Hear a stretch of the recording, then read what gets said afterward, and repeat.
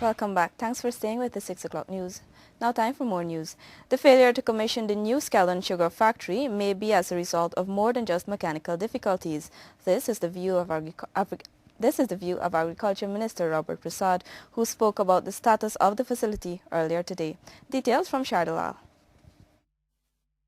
The new Skeldon sugar factory was expected to be on stream by the end of October.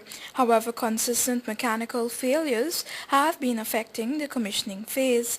According to Agriculture Minister Robert Prasad, these problems may not be resolved until next year. We're coming to the end of the crop and the weather is changing, so these tests will have to continue in the coming crop.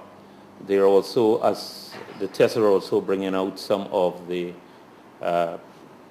what we may want to say, teething problems, which will also have to be rectified between the end of this crop and also when the new crop restarts. Minister Prasad says there have also been issues with the Chinese contractor China National Technical Import and Export Corporation. These have been of such a nature that the government has had to engage the attention of the Chinese ambassador. However, Minister Prasad has declined to give further details about the matter. Within the context of legal and contractual arrangements that are currently under study, I would not want to get into details, but we do hope these issues will not affect the factory going forward.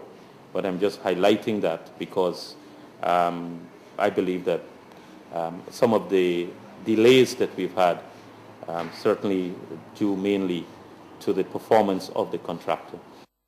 Government has entered a turnkey arrangement with the Chinese company.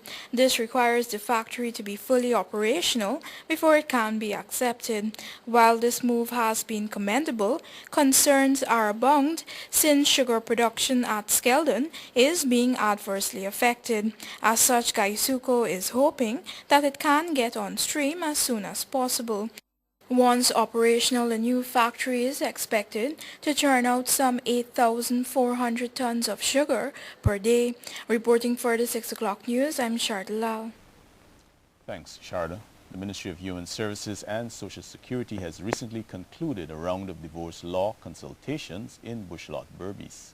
Minister Priya Manik Chand presented to residents government's proposal to introduce a no-fault divorce law which will allow for the peaceful disintegration of a marriage.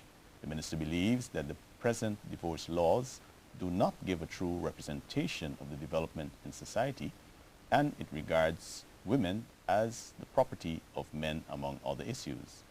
Minister Manik Chand assured the gathering of Bushlot that government will do all it can to protect the institution of marriage.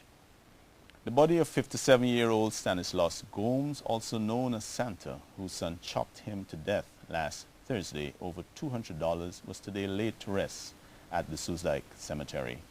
On that fatal morning of Thursday, November 27, 24-year-old drug addict Andrew Gomes fatally chopped his father at their Wayacabra Soosdijk home. Cassie Logan reports. When NCN visited the Sandys funeral parlor today, relatives and friends could be seen mourning the death of their loved one and expressing what a peaceful and caring man he was. His nephews expressed that it was not time for their uncle's passing and say that he only came out of a surgery a week ago and was gradually recuperating. They also expressed how hard it was to attend court and to see their cousin confessing to the killing of his father. Last Thursday, around 8 hours, Gomes was in the yard brushing his teeth when his son attacked him from behind, dealing him multiple chops in the region of the head. Stanislaus' nephew, Ronald Boyer, says that after the son Andrew committed the act, he went out to the highway where he told a neighbor that he had just killed his father. Yes, I met him on the road and I asked him, what happened to your father? He says nothing. And somebody who called us, I see him on the road and he said, we should go and get police because the bike can get away. So I go to the station and get police. So did you tell Andrew anything? No, I didn't see back when we get the police. We coming straight in here when we come and see the man lying on the ground. So I asked him what happened to your father and he says nothing. I asked him, will you do your father anything? He said no, he didn't do your father nothing. Boyer says he spoke with his uncle minutes before his death and adds that the younger Gomes picked up the drug abuse habit at a very early age. It is believed that the older Gomes may have refused to give his son money to fulfill his addiction, resulting in a desperate retaliation. Ronald's brother, Trevor, says that he cannot come to grips with what really occurred. It's hard to understand why would someone do something like this. But given the nature that he's an addict, drugs addict, is anything expected from people like that? Andrew is the only child for his father, and they have resided in the area for approximately 9 years.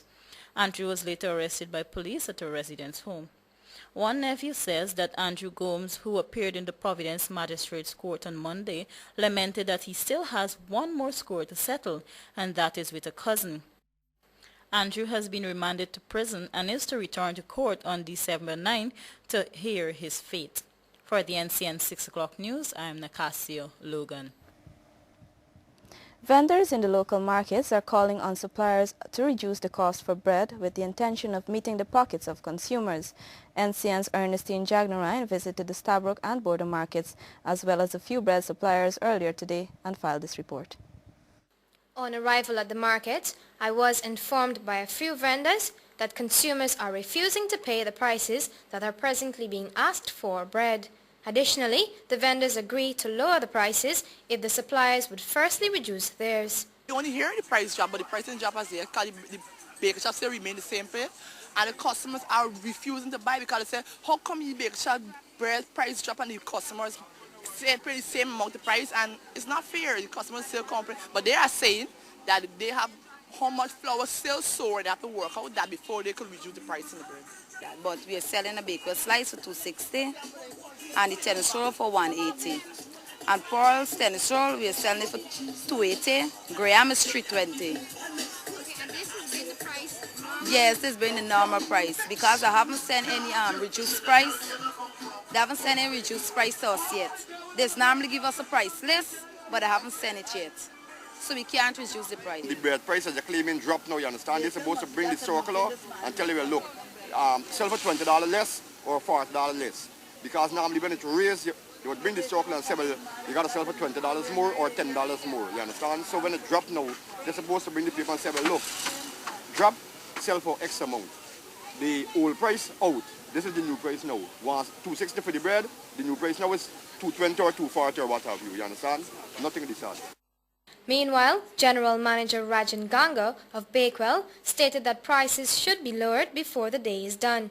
Checks were also made on the bank's DIH's Golden Harvest brand as well as Graham's Bakery, where it was found that the prices remained the same. Never went up in line with banks or Bakewell. Our prices stayed comfortably we're at $2.20. Everybody else is way above us. Everybody else has been way above us for a very long time at $2.60, which is $40 above our price. Now, we can't come down any lower than that. I mean, you know, this is a business. One has to be able to survive. And if you're going to bring down the prices lower than what you're actually making, you know, it won't be a business anymore. I think that the other people that have put up their prices to a comfortable price range has to come down to meet us. The prices for bread still stands at the increased cost, although there was a decrease in flour prices. Some 2 weeks ago, the National Milling Company, along with the Commerce Minister Maniram Prasad, had announced the reduction of flour prices, which should have resulted in the reduced prices for related commodities.